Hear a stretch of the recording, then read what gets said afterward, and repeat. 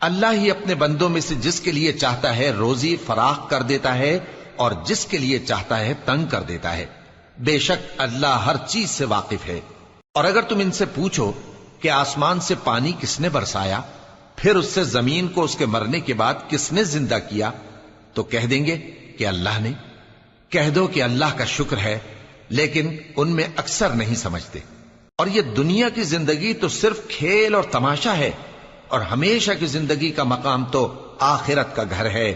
کاش یہ لوگ سمجھتے۔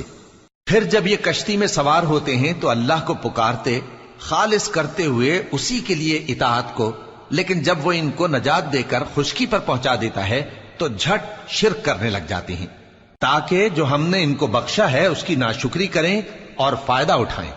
سو خیر ان قریب ان کو معلوم ہو جائے گا۔ کیا انہوں نے نہیں دیکھا کہ ہم نے حرم کو مقام امن بنایا ہے